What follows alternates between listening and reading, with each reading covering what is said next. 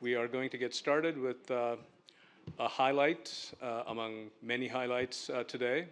It's been a fantastic morning session with the first two panels. A lot of thought-provoking and critical issues have been raised, discussed, not necessarily with resolution, but that's the way I think great scholarly research is. It leaves it open-ended and allows other people to pick up and elaborate on it and reflect on it and do what they will with the questions that our amazing panels have already engaged in. I'm going to mention briefly a couple of housekeeping notes. This particular portion of the session is being Zoomed. I don't know if that's a verb or not. It's broadcast. I'm not quite sure what that means. Anyway, it's on Zoom. Dr. Portelli's keynote. And we also may not have mentioned, but if we have, I'll reiterate that the entire symposium is being captured, documented by our wonderful colleagues at the multimedia group here at the library. It'll be available later on the library's websites and also on the library's YouTube channel. So those of you, if you have colleagues who are probably ringing your phone and saying how jealous they are they weren't able to make it, you can always throw them a little bone and say, okay, go check out the website, webcast a little later on. I'm not quite sure what the production timeline is, but it should be very shortly thereafter. So, to business at hand. Working at the library has enormous privileges and pleasures. There's obviously the draw of working with collections like the ones we've been discussing earlier today. But also, and as impactful, there's the opportunity to connect scholars to and connect with scholars who are working with those collections and to learn from them about the work they do in public in situations like these. So at this particular moment in time, the privilege and pleasure I have is to bring on stage the esteemed Alessandro Portelli. I'm going to highlight just a little of the scholarly research, much of it based on his intimate field-based research in communities ranging from the hollers of West Virginia to Rome, Italy, and beyond. Dr. Portelli is founder and chairman of the Circolo Gianni Bosio, an independent organization for the study and promotion of people's cultures. He has served as visiting professor, research fellow, and other capacities at several universities worldwide. For instance, he taught American literature at the University of Siena and Rome from 1974 to 2012. From 2004 to 2008, he served as Rome mayor's advisor on historical memory. As you can tell already, his capacity for scholarship and research is multidimensional, layered, nuanced, and all of the other adjectives you can possibly think of. This is a book I would like to get, Badlands, Springsteen's E l'America, Il lavoro e I sogni. It's published in Italy by Donzelli in 2015. I don't read Italian, but I would pick it up just because Dr. Portelli wrote it. It's translated. Oh, okay, well, cool. There's an English translation. Even better for people like me who are obviously barbarians, don't speak Italian.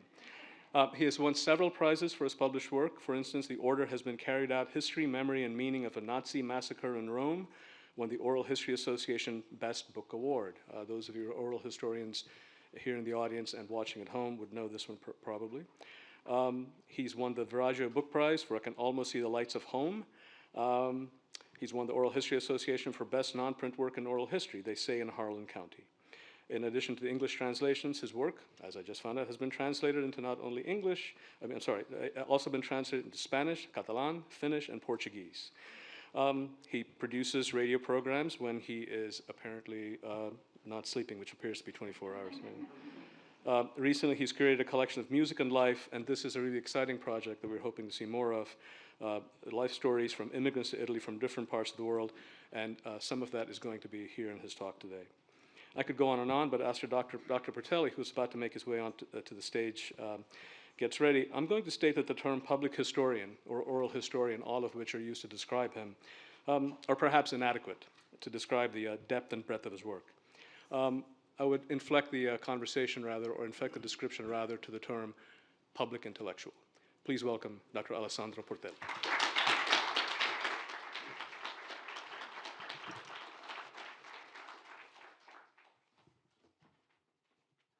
Well, thank you, Gua, and thank you all.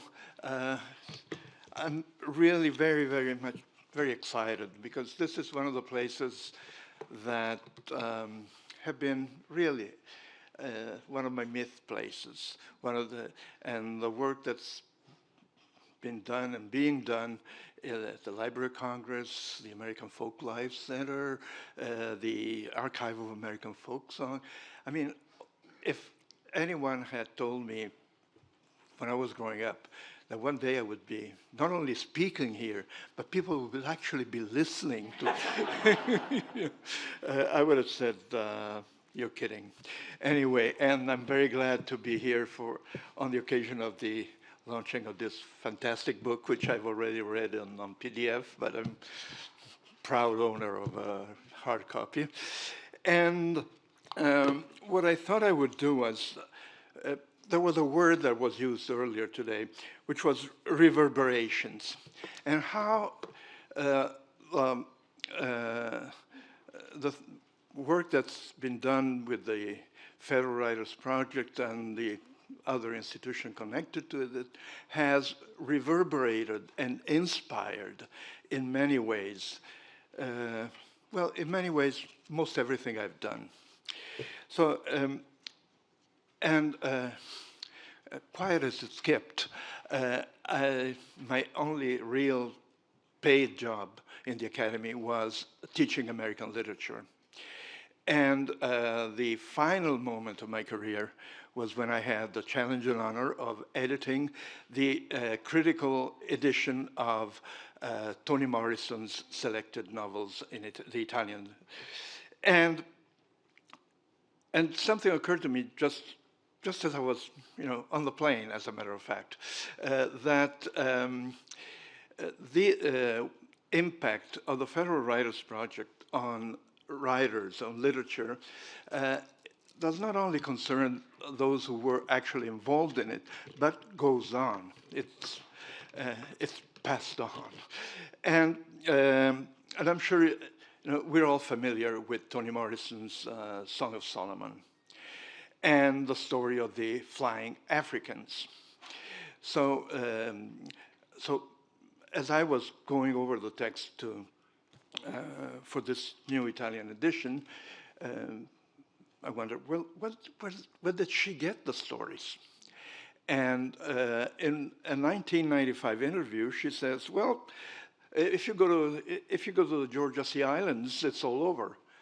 So I couldn't go to the Georgia Sea Islands, but I did the next best thing, which was I got Drums and Shadows, the book done by the Federal Writers Project on the history, memory, and folklore of the Georgia Sea Islands. And lo and behold, there are 12 versions of the Flying Africans myth in this Federal Writers Project book. Toni Morrison signifies and plays on them. She doesn't, she changes the stories and everything. But she refers explicitly to them. And I'll tell you, let me quote a passage here. Of course, I've lost it, but anyway, I will not try to reproduce the thick dialect transcript in which it's done. But basically what it says is this man is talking about his grandmother. And her grandmother was with her mother in the field. And one day her mother was in the middle of the field and she turned around she flapped her clothes twice and she flew back to Africa and left the daughter behind. And this is the only story in which somebody is left behind. In all the other stories in Drums and Shadows, they all fly together. The name of the child that was left behind is Raina. If you remember Song of Solomon, Raina is the grandmother of Milkman, of the hero Song of Solomon, and she is the one that's left behind. So Toni Morrison is openly referencing this Federal Writers Project book, Drums and Shadows, in 1979. Is that the so that tells you how things reverberate and are still with us. It's still something that we still can use. As a matter of fact, I got my department to buy the 20 volumes of the slave narratives from the Federal Writers Project, and of course, soon after that, they were digitized. But I'm proud that we have them. Anyway, in October 12, 13, I got a phone call from somebody from Radio Calabria. And he said, did you know that Alan Lomax came here in '56 and recorded some stuff in Cardeto, a small village? You know, it's the tip of the boot, really. And I said, well, I know he'd been all over Italy because the rediscovery of folk music as a present force, not just as a remnant of the past, in Italian culture begins with Alan Lomax and Diego Carpitella's journey from north to south in the islands, and stuff is still being rediscovered from that extremely important experience. So the Italian folk music movement was inspired by Alan Lomax's presence in Italy, and of course all his well, I ended up writing my dissertation on Woody Guthrie, so that tells you. So I said, yeah, I heard, well, I didn't know about Carleto, but, well, we have found two ladies who were recorded by Alan Lomax in 1956. So why don't you come back and record them? So I did, and if you play number one, these two ladies are Annarita Rossi, Annunziata Rossi, born 1925, and Caterina Morabito, born 1921. Their voices are not the same as they were in '56, but they're still there. And I thought I would like to share them with you. And it's number one.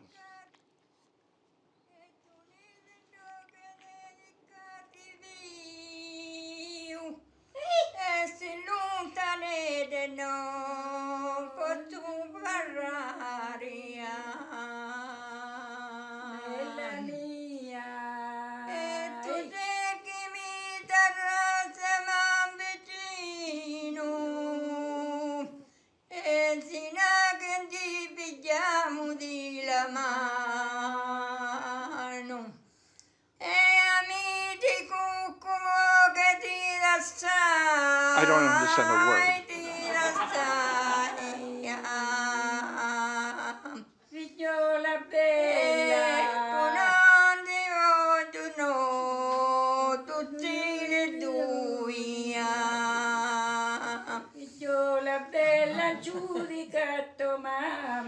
And this is a call and response song that is performed during any kind of work in the fields, from one field to the other until the voices finally blend. So when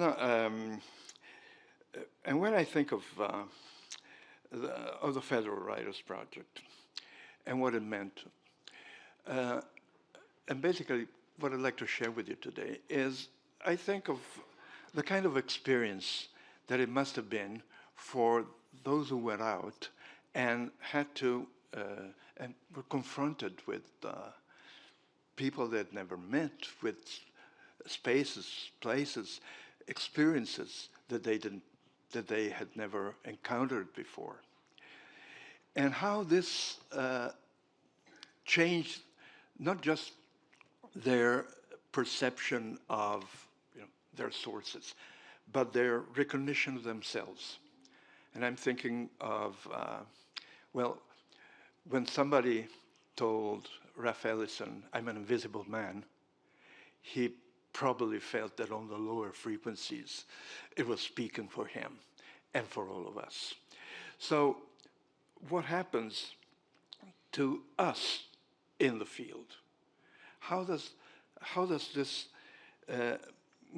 experience change our self-perception, our sense of who we are, of where we stand? And I will refer to basically, I never really know what I'm going to say, but basically I will refer to two projects. If I have time, I will include 3, 4, 5. And Uh, Back in 1949, I had an uncle who was a musician, and he only had one hit in his life. And the song, and it was a song called Roma Forestiera, which means Rome foreign, Rome estranged, Rome alienated. And what it says is, do you remember the old days when you could always hear a woman singing and as they were washing clothes at the public space, or music in the streets? Now it's all gone because of this foreign music that has invaded us. And of course, he meant American music. But basically, you know, what they were complaining about was somehow the disappearance of music from the streets of the cities.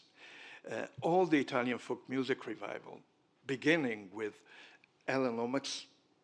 Well, he did set foot in Rome. One night he staggered into a folk club in Rome where I was discussing American folk songs. And he says, "Why are you talking about American music? Yeah, you have such wonderful music in this country." And I said, "Well, you have a lot of good American music back in your country."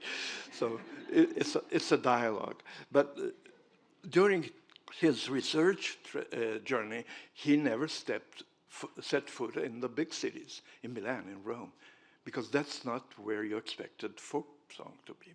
So, and the whole Italian folk music revival began with the question of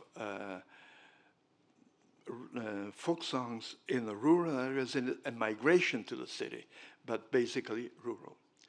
So, because of course foreign music had wiped out folk music in the cities, until one day I realized that the cities of Rome, the streets of Rome, were brimming with music. But the music had been brought precisely by the foreigners. So you had Senegalese drummers on one corner,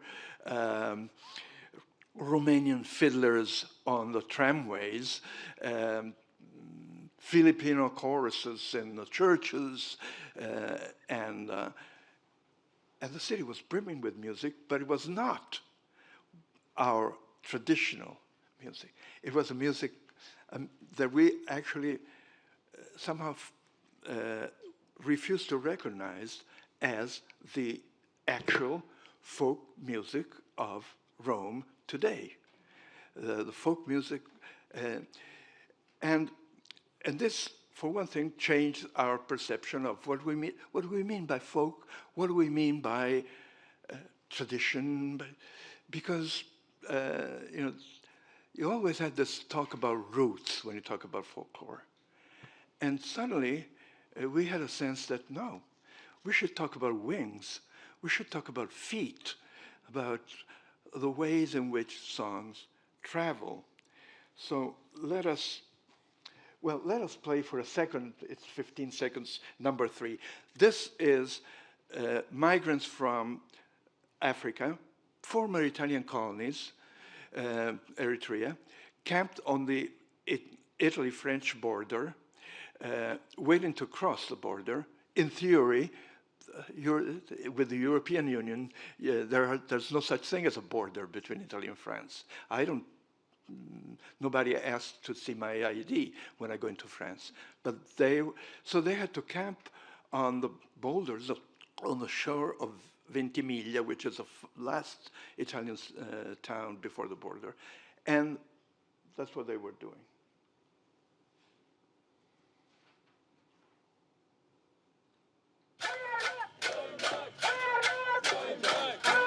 We are not going back.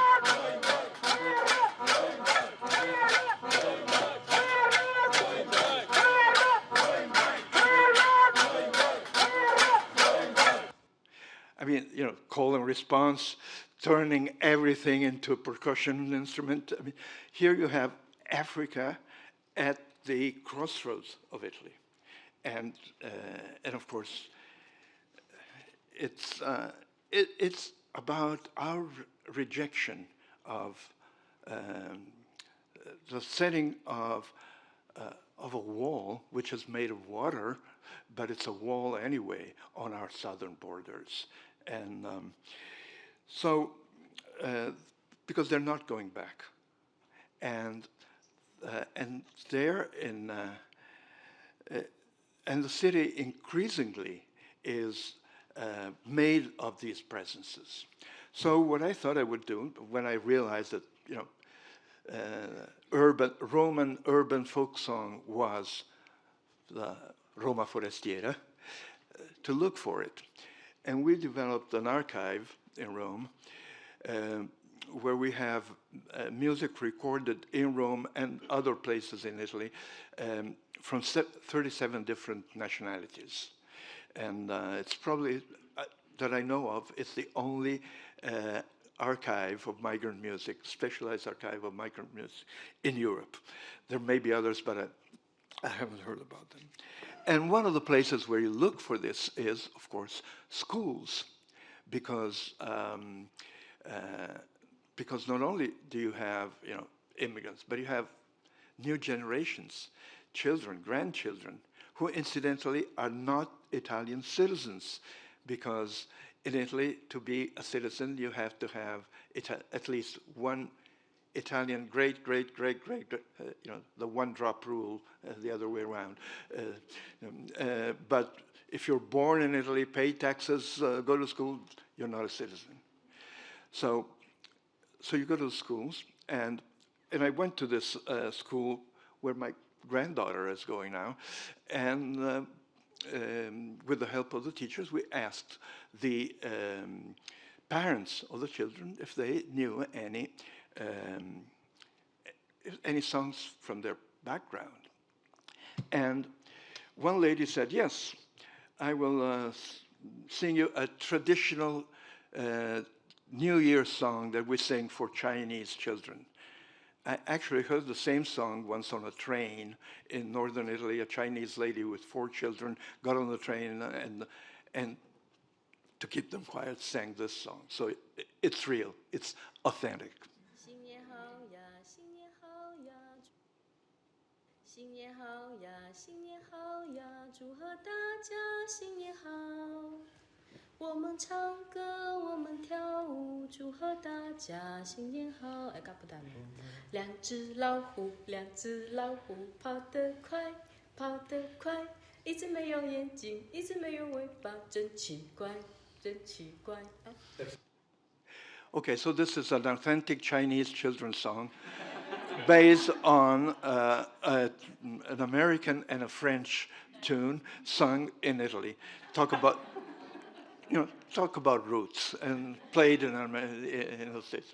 So, this sense that folklore, people's culture, travels with the people, and you get a whole new perspective on the meaning of tradition, on the meaning of folklore and everything. But when I really realized that this project was feasible was when a friend we also have a very interesting contemporary literature of what I call African Italian writers, mainly women, incidentally, fantastic. And one of them was teaching in a school of Italian for foreigners, for immigrants. And she wrote an article in which she talked about this young man who, from Somalia, another Italian colony, who had written a couple of songs about his experience. So I said, well, it's really happening. So we had a hard time locating him because, as they say, migrants migrate. But so he was not where we thought he would be. But we finally found him, and he sang his song for us. It's 5, yeah. Stranieri vanno stranieri vanno italiano aspettano ai. Stranieri vanno italiano aspettano ai. waxaan wardayaa iskuulkan u imaada inaan barto afka talyaaniga abid joogaan u ordaya stranieri baan ahayo italianos bitano africanaha. Well, the song says, okay, we're foreigners, stranieri. We're foreigners. We're in Italy. We are guests of Italy. We run away from a country where animals wear arms, Somalia, and we're no longer Africans. We're not Europeans. What are we? We're foreigners, guests in this country. So the question is that the Italian language has the same word, ospite, and it says ospitan, both for host and for guest. And in a way, a part of the discourse that we use in Italy to feel good about ourselves is that these people are our guests. Well, in Germany, Italian immigrants to Germany were called Gastarbeiter, guest workers. So there are guests. It's a word in which we concentrate our sense of how generous we are. We're letting them stay in our house. And he says, as long as I'm a guest, you will never allow me to call this my house. So he actually takes our language and turns it around and reverses the meaning. And this is exactly what happens in field work. You know, suddenly your own words are thrown back at you. Your image is mirrored, reflected in the eyes of the person that's looking at you. And if you look in the person's eyes, you suddenly discover what you look like. And so a couple of examples. 1970, I had not heard about oral history at all yet. But somehow, thanks to Gianni Bosio, my mentor, who had created the Italian folk revival and oral history movement, in Italy, folk songs were always very closely tied to history, more as they were used as sources for the historical self-representation of the non-hegemonic classes. So I knew that I had to record everything. Yeah? And I was, back in 1970, an activist in the homeless movement in Rome. Not that I was homeless myself. I was, support an organizer or whatever. And I was recording also the stories of the people that were in the movement. And there was this one man who had been in the movement since the beginning, had occupied houses and been kicked out, occupied again. A great story of class struggle. At the end of our conversation, because things always happen at the end, he says, can I ask you something? And I say, oh, sure. I have a daughter. She's really good at school, but I can't keep her in school. Do you know anybody that could help me get her into a private school, pay her? And it suddenly occurred to me that for an hour and a half, he'd been talking to Comrade Alessandro Portelli, organizer and supporter of the squatters and the homeless movement. Right then, he was talking to Alessandro Portelli, middle-class person that might have, to bourgeois Alessandro Portelli, that might have some contacts, might know something.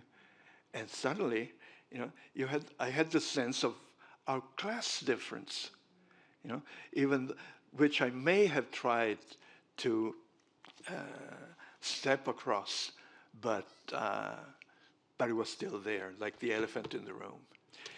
And the other experience was in this village in the Apennini called Labro. Somebody earlier talked about the good old technique of making a phone call.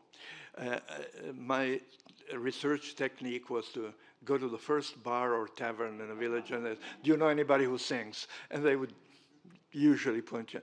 So this is how I met Trento Pitotti. Trento Pitotti is the best singer I've ever heard or recorded. Perfect voice, perfect pitch, incredible repertoire of very unusual, very rare songs, and a wonderful man.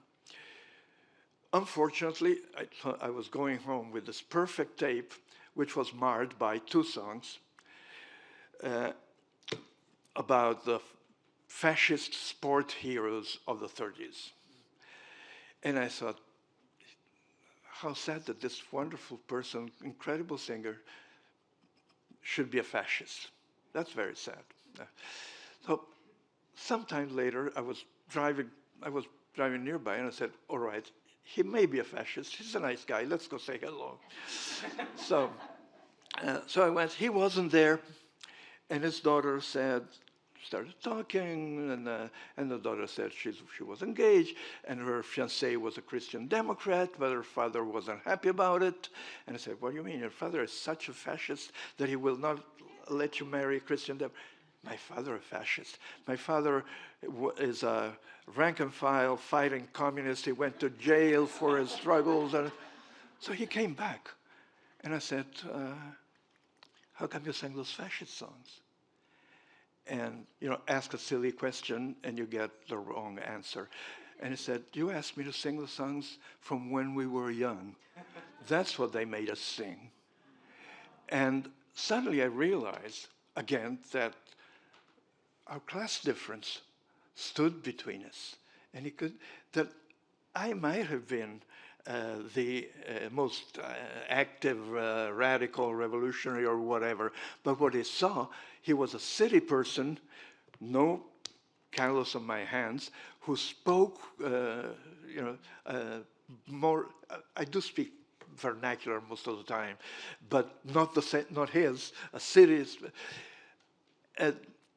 So of course he somehow protected himself, and then he introduced me to all the people that he knew that were singers, folk poets, and I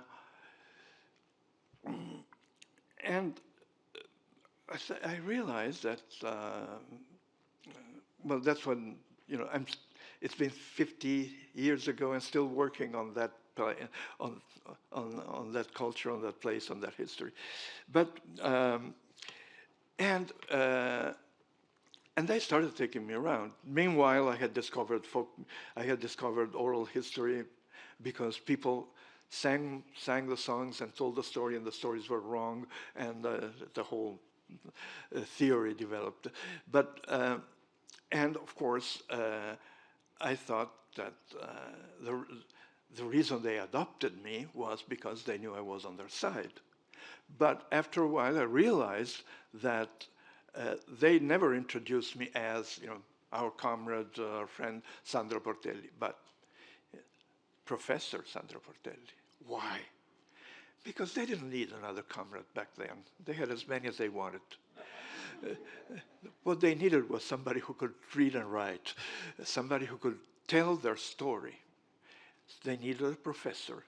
So once again, I was somehow erasing my identity, but it came back, and this time in a positive manner. But so I thought they saw somebody who was on their side in the struggle and so on and so forth, but what they saw was somebody that had some professional skills that they needed. So, and I remember, and this takes us back to Toni Morrison, I remember interviewing this guy, and he says, well, don't you remember me? We were in the 3rd grade together, because I grew up there. We were in the 3rd grade together. Are you still the teacher's pet? And I said, no, I'm the teacher. And which takes us back to Baby Suggs, the great character in Toni Morrison's Beloved. At one point she says, "Nothing more dangerous than a white school teacher." Okay, here I am, a white school teacher. And back in 1983, I went back to, I was in Kentucky, Lexington, Kentucky, about to begin the work on they say Harlan County, on the Harlan County book. And Guy Carawan, who, as we all know, taught everyone the song "We Shall Overcome," and I'd met him before. He said, "If you go to Lexington, talk to Reverend Hugh Cowens." So I went to talk to Reverend Hugh Cowens, African-American Baptist minister, civil rights activist, union organizer, blind. And I went, and it was me, and we were much younger back 40 years ago. It was my wife, nice lady, a student of mine, a woman, and, you know, we sat in their parlor. Of course, this being Kentucky, fried chicken was circulated, and the children came and went. It was more like a social visit than, you know, a formal interview. In fact, I didn't have a decent tape recorder, and you will hear the recording, and it's not very good, not right now. And this particular interview, to me, not yet, to me is a Rosetta Stone of oral history. Because first, he talks, and he talks for 45 minutes, and he gives me the whole rundown of Union, you know, first, you know, the general picture, the Union, the Civil Rights Movement, then the local situation, the strike in Verda in 1939, then his personal life. And then he turns around, he's blind, but he turns around and says, "Honey, would you like to say something?" And she says, "Not really." And she spoke for an hour and a half. And the way she spoke was, I have two musical examples. One is Ravel's Bolero, and the other is Twist and Shout, depending on what do we have in common? It's the same musical phrase, but the stakes are higher and higher every time. And she does the same. She began with black and white together, and then, you know, and then she says, "And I'll tell you," and this phrase, she kept repeating this formula. This phrase was a signal that she was raising the stakes. "And I'll tell you, when this, I know the interview by heart, this integration came about, we were not happy at all. Now, my entire moral and political ethics literally came from watching the civil rights on television. So here comes this person, she says, and of course what she says was, in the coal mining region, they had excellent black schools, and what happened was all the black teachers were fired, and the black children were sent to schools where they were ignored, and so it was a loss. And then, and it goes on, "And I'll tell you, and I'll tell you, and I'll tell you." Let's play this. She was a Can you daughter of a slave. My grandma, she was a daughter of a slave. Her parents were slaves. And they used to sit around Can you hear and it? tell things, you know, that happened when they were children and what their parents said. And I tell you what that will do for you. Although you might not have done a thing in this world to me, but because you're white, of what my parents said, it's put something in my heart, you know. I don't trust you, you know. And so, for it being misused individually by a white person, I've never been. But I've seen conditions of others, you know, but blacks as a whole. And so I was raised. My grandmother always told us, I don't care what nobody say, I don't care how good they look, how good they talk, you're going to always be black. There's going to always be a line. So you stay on your side, let them stay on theirs. Now my great-grandmother, I was a little kid, she taught us that all of our lives. Okay, this is literally, the foundation of everything. Number one, in oral history, the information does not lie only in the words. It lies in the way the words are said. I mean, we're in Kentucky. If she says my grandmother was a slave, there's no information. But the information is my grandmother, she was a daughter of slaves. How hard it is for her to wrest that word from her mouth. And I had come prepared. This was my first interview with an African-American person. And I had come prepared from my reading of Frederick Douglass, of Malcolm X, prepared for anger. I had come prepared, or for pain. I had not come prepared for shame, which, of course, in a culture influenced by Calvinism, is there. And we, coming from a Catholic socialist culture, you didn't imagine. So, and it was all there. And then, of course, it's a fantastic example of Black English, the double negative, the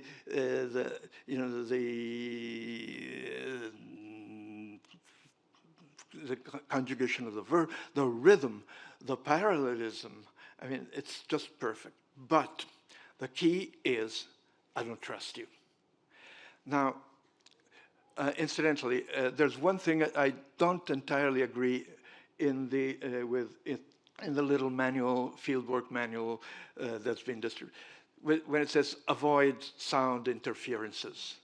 I think sound interferences sometimes are necessary, so you know what is the context. In this case, the voices of the children are as necessary a part of the interview as. But anyway, I don't trust you. Now, did she mean I don't trust you in general, present company not included? I mean, we're sharing fried chicken. My wife is nice. I'm polite. What? Or does she mean you, Sandro Portelli? And this is my decision, not hers. And my decision is, why in the world should she trust me? I mean, okay, I'm a friend of Guy Carwin, my heart's on the right place and everything.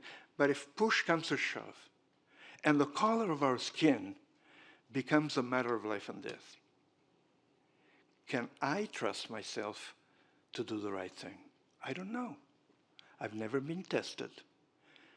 And, she's white and she's black and I'm white. She's older and I was younger. She's a woman, I'm a man. She's working class, I'm middle class. She's religious, Baptist, I'm lapsed Catholic or whatever. I mean, there's always going to be a line. There's 100 lines between us. And I had, one of my key texts was Richard Wright's Native Son, where Mary attempts to cross that line without getting permission, without asking permission, without even knowing it's there, and it ends in tragedy. So that book taught me to respect that line. There's always going to be a line. She doesn't trust me. And then she spends an hour and a half talking to me and raising the stakes. She ends up talking about miscegenation, which you never. And then later, a couple of years later, I went back and she spent 4 hours talking to me. So she doesn't. And my conclusion was she trusts me enough to spend a few hours of her life to explain to me why she can't trust me.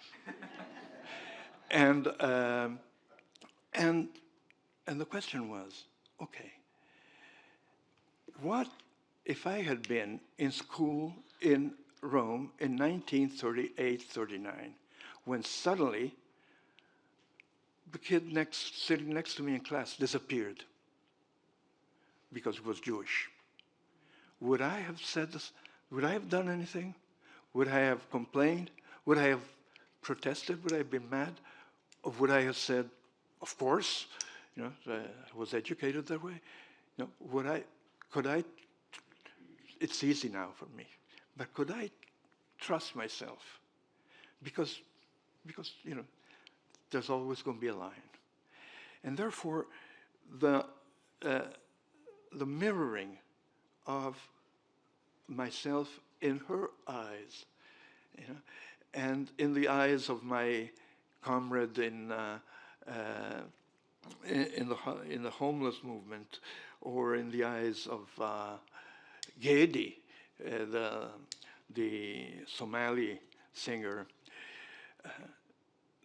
I suddenly had a sense of myself as my class, my ethnicity, my race, myself as a white middle-class Italian trying to talk and listen and learn something about and from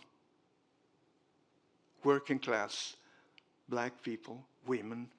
I could go on. I have a number of examples in which my gender came up, and in which, but I will end on this. My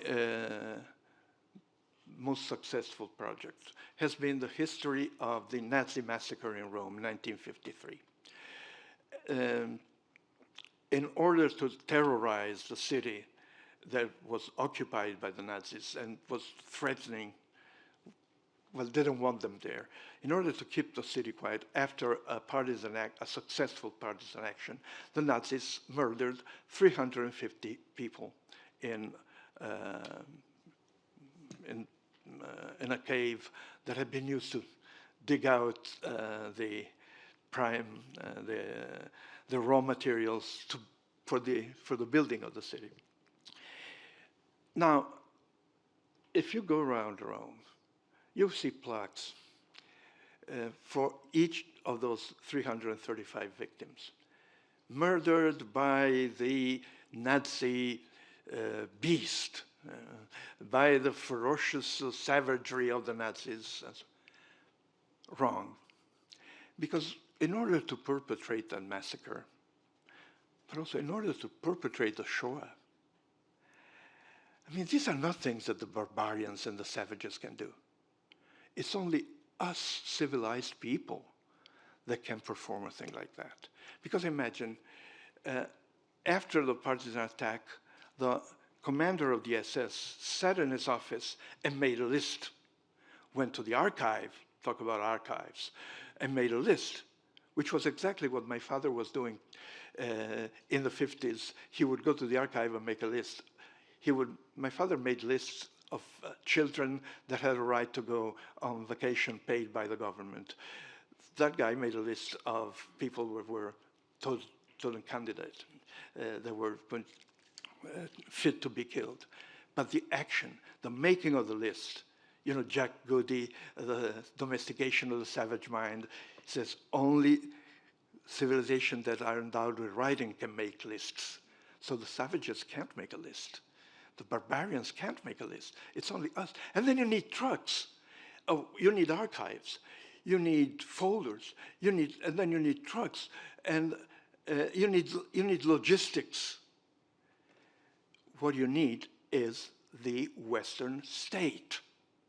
It's only us, Western people, with our boasted Western civilization, that have the means and the mind to perpetrate the Shoah, to perpetrate the Fosser-Dettini massacre.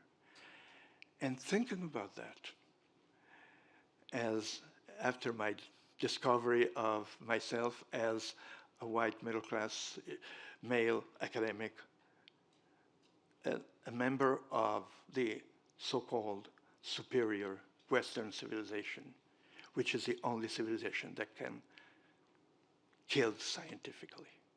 So this is some of the things that I've learned about myself.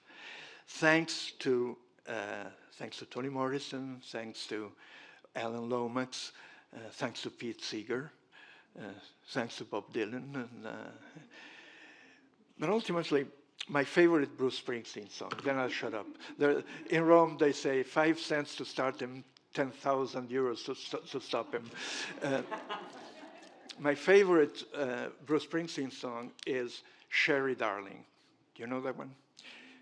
The girl, the car, the beach. He is going to the beach with his girl. However, her mother is sitting in the back seat, and she won't shut up, and he has to take her to the employment office, and she's probably black because he says if she doesn't shut up, she'll take the bus back to the ghetto tonight. So here you have this perfect, Western civilization, youth culture, the car, the girl, the beach, and an elderly working class black woman who will not shut up. And I think the whole Federal Writers Project is about this. They will not shut up. Thank you.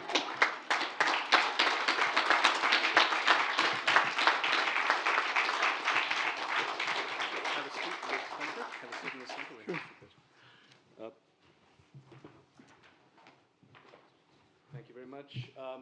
We're going to have a few minutes here to get some questions.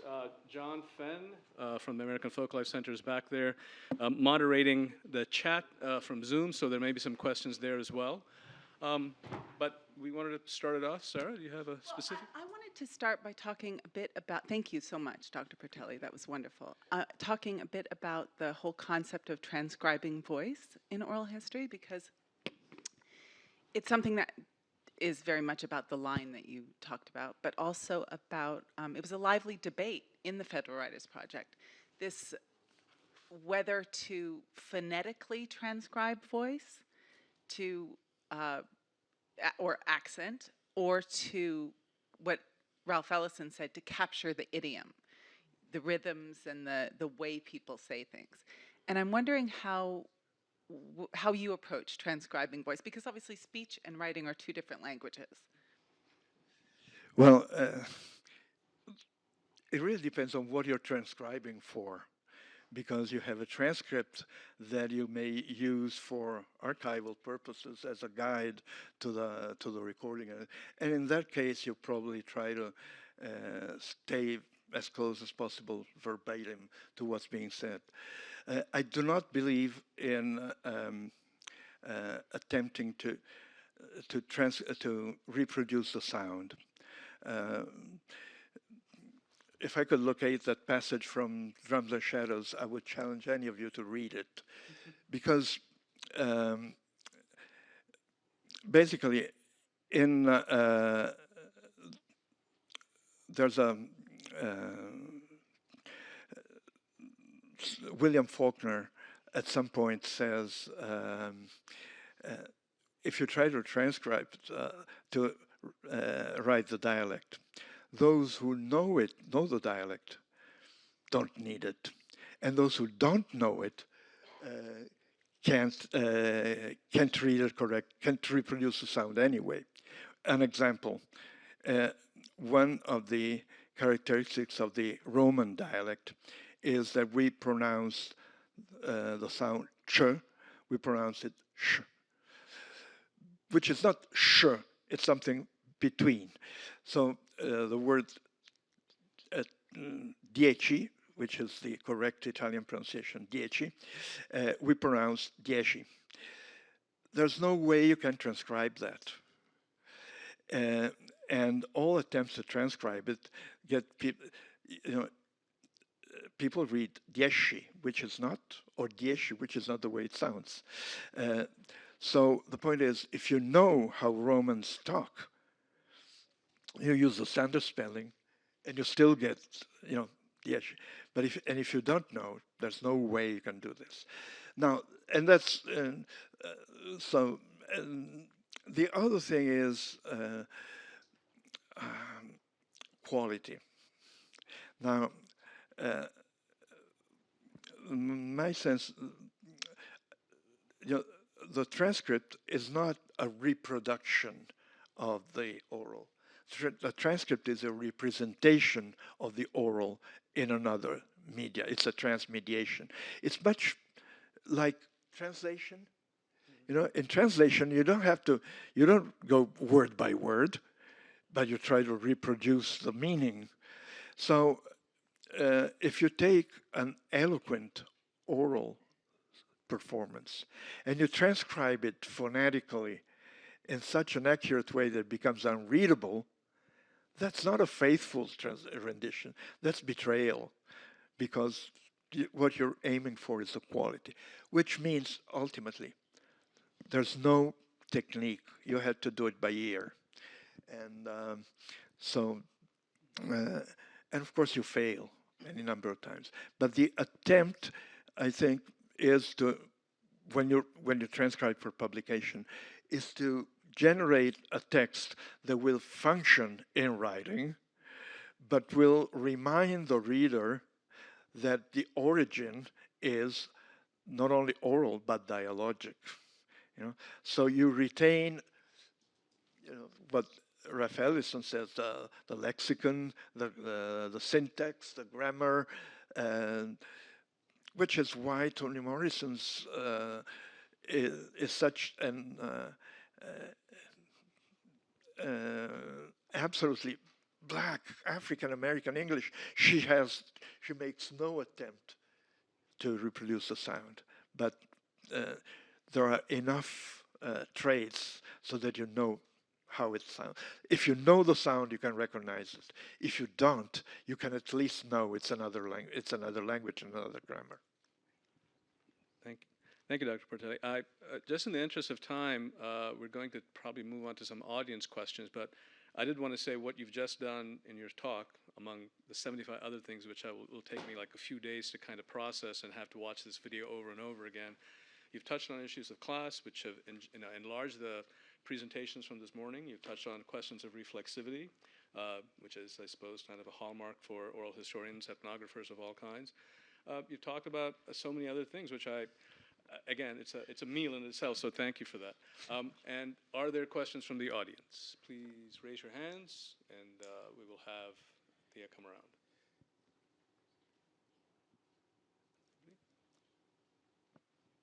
Oh, right in front of you.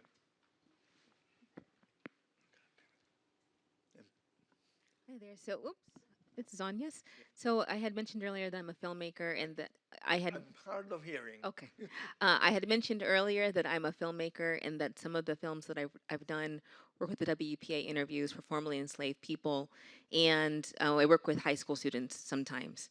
And sometimes the criticism that I get regards interpretation. So the WPA interviews often were written in the vernacular or phonetically. So for me to help students understand what they were saying, I would update the language so that it was more modern, so that there was not this distraction of how you would have a modern person speaking as if they were an enslaved person. And I wondered what your thoughts were on that by updating the language so that we can help modern listeners hear what they're saying. Well, I've never really thought about it. Also, I don't work much with video and film, so I don't see any reason why, say, theater, for instance, why you shouldn't have other voices. For instance,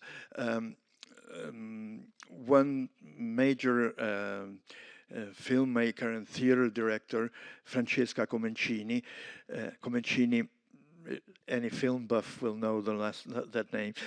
She produced a theater performance in which 6 actresses recite parts of my Fosse Ardeatina, my Ardeatina Massacre interviews. And what she did was they did not listen.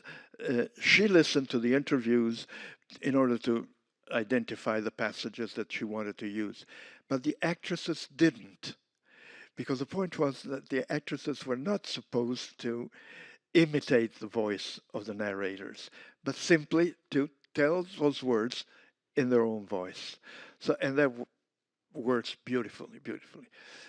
Again, Ascanio Celestini, who was a nobody until he made a one-man performance based on my Fosserdettine interviews, and he's now a major star. I mean, he did something totally other from what I had done. He didn't.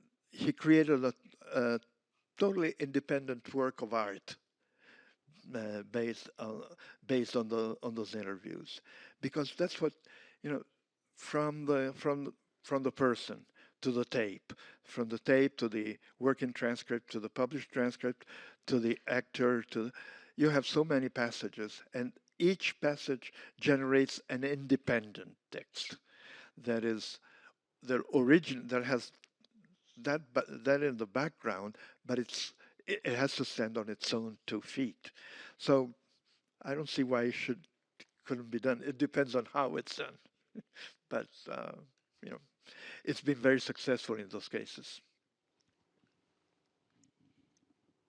Any other questions? Yep, one right here at the end.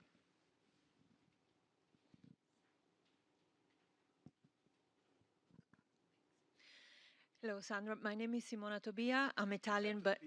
Oh, can you hear me? Yeah, now. Yeah. My name is Simona Tobia. I'm Italian as well, but I work at a French institution.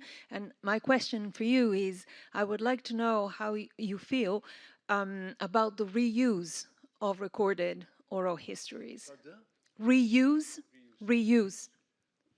Well, isn't that why we record it anyway? But it's a debate, isn't it? No, one thing, let me put it this way. We have this big archive. We don't put anything online. And the reason we don't put anything online is that we don't know what people can do with the things when things are online. So on the one hand, I mean, I'm all for it, and the cases of the 2 theater performances that I was mentioning before, and that's what the archive is for. The archive is so that other people can use it. On the other hand, and I will confess to something which I don't get people to sign release forms. If I remember, I asked them to give permission on tape. But the reason I don't, well, the main reason I'm lazy but the way I rationalize it is, I'd rather that the release form protects me, not them. It's a way in which they can't sue me, no matter what I do with that, because ownership passes from them to me.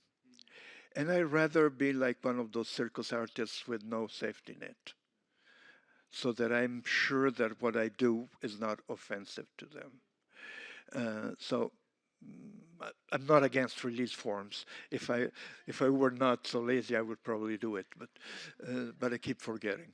But basically, so what we do is, because the sense is, as all the examples I've given, the interview is a very personal relationship. People have not, it's not a public statement. It's something that they've said to me, and they've said it to me because I'm me. They would have said something else if I had been someone else. So it's something that I've been entrusted with, and I must somehow protect it. So our practice in our archive is, people can come and listen to the tapes. If they want to use them or quote them, they had to check with the original source. If the person is not no longer available, then with the interviewer, and if the interviewer is not available, at least with the archive.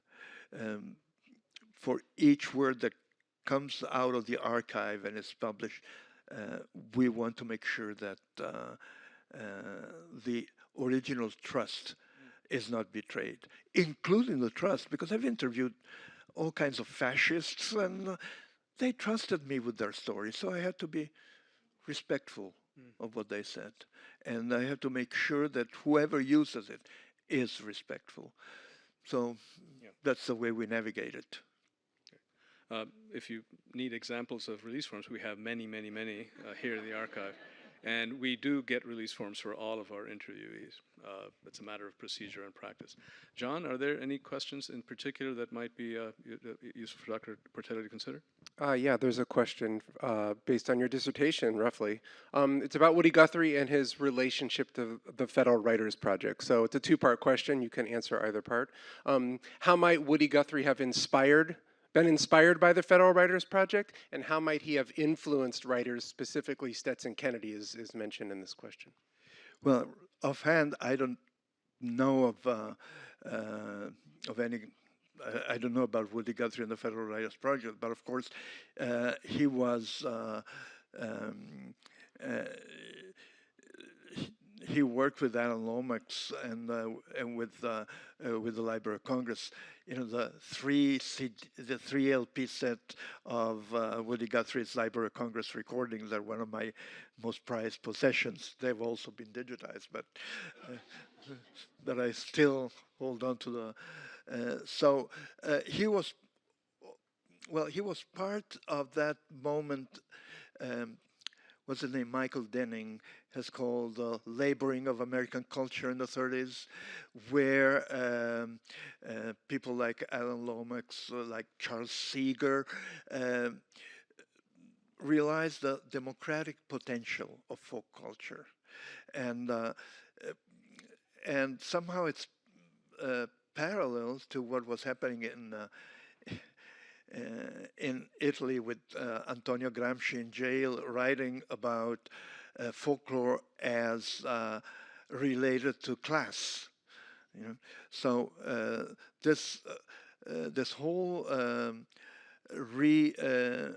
rediscovery of folklore as a democratic force for the present was going on at the same time, and in Italy it came to fruition much later, and in the States. And people like Woody Guthrie, like Hughie Ledbetter, but like, you know, the people that got me to Harlan to begin with, Molly Jackson, Sarah Ogan Gunning, and these people, the contact between, you know, well, somebody mentioned Mary Elizabeth Barnacle earlier today. Well, Mary Elizabeth Barnacle married Tillman Cadle, a communist coal miner from Harlan County, who was responsible for sending the text and the tune of Which Side Are You On to Pete Seeger. So that's the kind of thing that was happening, you know. And so there was this sense of creating a democratic culture from below. And I think the Federal Writers Project was one of the key moments from that point of view. Because ultimately, well, there's a phrase that I hate, which is, we give voice to the voices. Now, if they didn't have a voice, we would have nothing to talk about. Can the subalterns speak? Well, they can actually sing. And so we don't give voice to the voices, but we give a listening to those voices that nobody's been listening to. And I think what was happening with the Federal Writers Project, it's a huge listening project. It's a huge listening project that recognizes that the country is brimming with voices that nobody is listening to.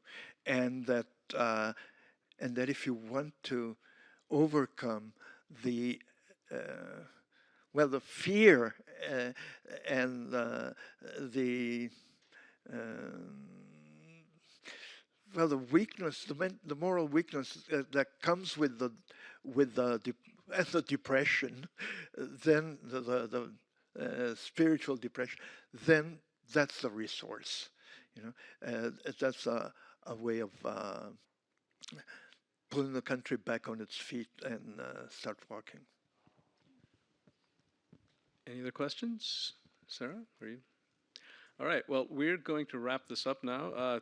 Please give Dr. Portelli your undivided